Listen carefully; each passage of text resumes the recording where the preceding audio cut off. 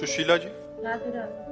राधे राधे महाराज जी। महाराज जी, आजकल के समय में बच्चे चाहे अपनी पसंद से शादी करें या माता पिता की पसंद में, दोनों ही परिस्थिति में परिणाम अच्छे नहीं आते। ऐसे में हम कैसे पता लगे कि शादी अच्छे आएंगे कैसे? अच्छे आएंगे कैसे? आजकल बच्चों और बच्चियों के चरित्र पवित्र नहीं है, तो अच्छे कैसे आएंगे? हमारी माताओं बहनों के पहले रहन सहन देखो। बूढ़ी, हम अपने गांव की बता रहे हैं, बूढ़ी थी पर इतने से नीचे इतना, और आज बच्चे बच्चियां कैसी पोशाकें पहने, कैसे आचरण कर रहे हैं। एक लड़के से ब्रेकअप, दूसरे से व्यवहार, फिर दूसरे से ब्रेकअप, फिर तीसरे से व्यवहार, और व्यवहार व्यभिचार में परिवर्तित हो रहा है। कैसे शुद्ध होगा? मान लो हमें 4 होटल के भोजन खाने की जबान में आदत पड़ गई है, तो घर की रसोई का भोजन अच्छा नहीं लगेगा। जब 4 पुरुष से मिलने की आदत पड़ गई है, तो एक पति को स्वीकार करने की हिम्मत उसमें नहीं रह जाएगी।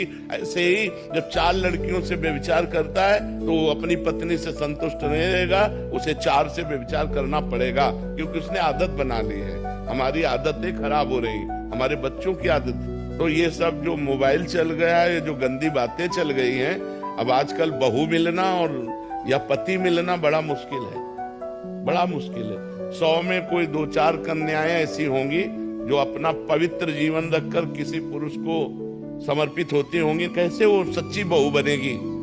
जो 4 लड़कों से मिल चुकी वो सच्ची बहू बनेगी? जो 4 लड़कियों से मिल चुका वो सच्चा पति बन पाएगा? तो अभी हमारा भारत देश धर्म प्रधान देश है। अब जो हमारे देश में गलतियां घुस गई हैं, विदेशी ये माहौल घुस गया है। ये लिव इन रिलेशन क्या है? गंदगी का खजाना, गंदगी का खजाना। अरे हमारे यहाँ पवित्रता के लिए जान दे दी। जब मुगलों का आक्रमण हुआ तो पवित्रता के लिए जान दे दी, लेकिन छूने नहीं दिया शरीर को। और आज वही बच्चे, ये सब क्या है? अपने पति के लिए प्राण देने की भावना हमारे देश में रही है कि हमारी जान चाहे चली जाए, मेरे पति का बाल बांका न हो। और यहाँ पतियों के साथ ऐसा व्यवहार हो रहा है। अपनी पत्नी को प्राण माना गया है, अर्धांगिनी माना गया है। कहाँ हमारे देश की ये भाषाएं गई? ये इसीलिए हो रहा है क्योंकि पहले से व्यभिचार हो रहा है। नहीं, हमारे यहाँ बहुत पवित्र व्यवहार माना गया। ब्याह हुआ, पूरे गांव के देवी देवताओं का पूजन होता था, बुजुर्गों के आशीर्वाद लिए जाते, तब वो गृहस्थ धर्म में जाते थे। आज पहले ही व्यभिचार किए बैठे हुए हैं, पहले ही गंदे आचरण किए बैठे हैं। क्या जाने उस पवित्र धारा को, क्या मानेंगे पाणी ग्रहण को? नहीं, जिस पति ने पाणी ग्रहण कर लिया उसके लिए जीवन समर्पित किया जाता है। हमारा भारत देश है, हमारा विदेश नहीं कि आज इसके साथ, कल उसके साथ, परसों उसके साथ। तो माता जी, अब सबसे बड़ी समस्या है कि बच्चे बच्चियां ही पवित्र नहीं है। वो अगर किसी तरह से पवित्र मिल जाए तो भगवान का वरदान समझो। हम कहते हैं चलो जो बच्चापन में गलती हो गई, लेकिन ब्याह होने के बाद तो सुधर जाओ। बड़ा विचित्र समय है, बड़ा विचित्र समय है। गगन जी, कनाडा से। राधे राधे। राधे राधे महाराज जी। महाराज जी, धर्म और भक्ति के नाम पर कई बार अंधविश्वास भी आ जाता है। कृपया बताएं कि सच्ची भक्ति और अंधविश्वास में फर्क कैसे समझे और उससे कैसे। पहले हमें अंधविश्वास बताइए तो हमारी समझ में आए।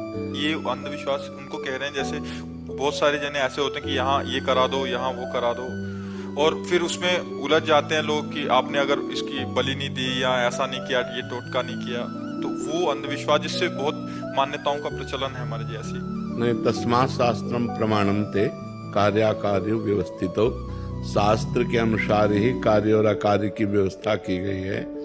तो पितरों को पूजना, देवताओं को पूजना, देवियों को पूजना, और हर मनुष्य अधिकार रखता है वो किसी की भी पूजा कर सकता है भगवत भाव से। पशु पक्षी किसी की भी पूजा कर सकता है। हमारे यहाँ तो वृक्षों की भी पूजा की गई है, जल की भी पूजा की गई है, सबकी पूजा की जाती है।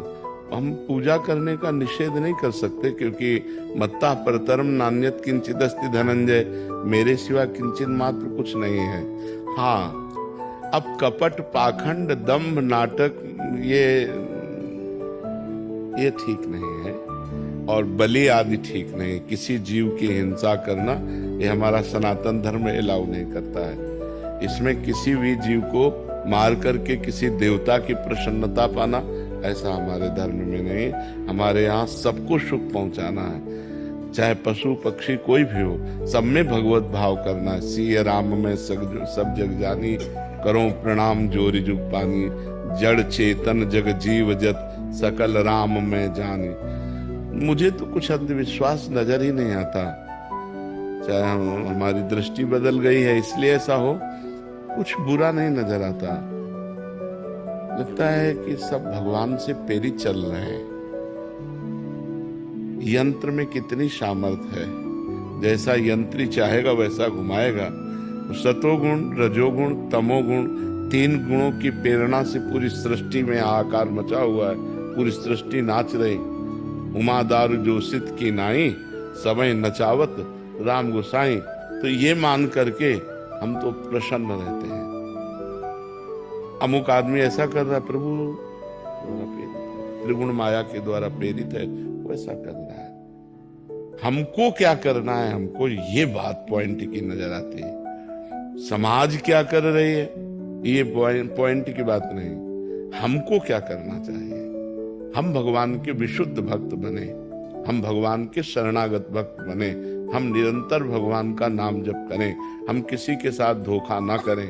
अगर आप अपना सुधार करें, आप अपना सुधार करें, आप अपना सुधार करें, तो समाज सुधर गई ना। समाज कौन है, हम ही लोग तो हैं। तो हम लोग अपने अंधविश्वास को तोड़ें। भगवान है, भगवान का नाम सच्चिदानंद में है, भगवान की लीला, भगवान का रूप सत्य है। हम उनकी आराधना करें। अच्छा, उनकी आराधना कहीं भी हम कर सकते हैं, कहीं भी एक ईंट में आप कर सकते हो। एक ईंट रख दी और उसको भगवान मान के पूजा करो, भगवान मिल जाएंगे आपको। खंबे से नरसिंह भगवान प्रकट हो गए, कुत्ते से विट्ठल भगवान प्रकट हो गए। जब नामदेव जी ने कुत्ते में भगवत भावना की तो कुत्ते से विट्ठल भगवान प्रकट हो गए। एक नाथ जी गधे में भावना की तो वहीं रामेश्वर भगवान प्रकट हो गए। हम जब ये जानते हैं सनातन धर्मावलंबी कि कोई कण ऐसा नहीं जहां मेरे भगवान ना हो, तो जो जहां पूजा कर रहा है वो अच्छा है। उसको हमारी दृष्टि में सब भगवान की पूजा हो रही है।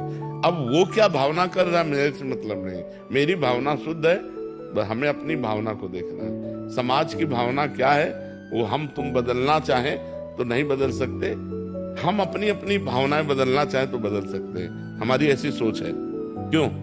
हम आपकी भावना बदलना चाहे तो नहीं बदल सकते, आप अपनी भावना बदलना चाहे तो बदल सकते हैं। हमारी बात सुनकर, हमारे संतों की बात सुनकर, हमारे शास्त्र की बात सुनकर के। तो हमें लगता है हमें अपना सुधार करना चाहिए।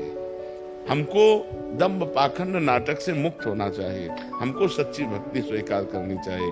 तो आपके संग से ये सुधर जाएंगे, और 2 के संग से 3 सुधर जाएंगे, 3 के संग से 30 सुधर जाएंगे, 30 के संग से पूरी समाज सुधर जाएगी। अगर हम सुधरना शुरू करें तो पूरी समाज सुधर जाएगी। हमारी सोच ऐसी है। क्यों? क्योंकि हम ऐसे एक दूसरे के ऊपर दोषारोपण देखना शुरू करें तो हमारा अंतःकरण मलिन हो जाएगा। वहां क्या होता है वो तो बात अलग है, हमारा अंतःकरण मलिन हो जाएगा। परदोष दर्शन, परदोष श्रवण और परदोष चर्चा, ये जितना अंतःकरण को मलिन करती उतना कोई और कर्म नहीं करता। ये बहुत जल्दी अंतःकरण को मलिन कर देती। तो हम किसी के दोष देखें ही ना, हम शुद्ध मार्ग में चलें और जो हमारे संगी साथी है उनको शुद्ध मार्ग में चलाएं तो धीरे धीरे हमारा समाज सुधर जाएगा। देखो, जिसको धन की प्रधानता होती है वहां दंभ पाखंड घुस ही जाता है, और जहां भगवान की प्रधानता होती है वहां किसी का प्रवेश नहीं, वहां इन दोषों का प्रवेश नहीं होता। क्योंकि भगवान घन है, सच्चिदानंद घन, तो घन में प्रवेश की गुंजाइश नहीं होती। तो हम भगवान की शुद्ध भक्ति करें। आप भगवान का नाम जप कीजिए, आप श्रीमद् भागवत का सप्ताह पारायण करवाइए, आप गौ सेवा कीजिए, आप लोगों को परोपकार कीजिए, आपका मंगल अपने आप हो जाएगा। आप पाप कर्म करेंगे तो आपको दुख भोगना पड़ेगा, पुण्य कर्म करेंगे तो सुख भोगना पड़ेगा। शास्त्र तो खुली बातें बताता है। हम कह रहे हैं नाम जप करो, नाम कीर्तन करो, भगवान की कथा सुनो, भगवान की कथा करवाओ, तो आपके अंदर जब भगवत उत्साह करोगे तो पाप नष्ट हो जाएंगे, आपका सुख बढ़ेगा। निज कृत कर्म भोग सुन भ्राता, अपने कर्मों का तुम्हें भोग भोगना पड़ेगा। तो अच्छे कर्म करो, नाम जप करो, समाज में एक दूसरे का हित करो, पाप कर्म से बचो, अपने आप सुखी हो जाओगे, अपने आप सुखी हो जाओगे। नितिन गुप्ता जी। राधे राधे।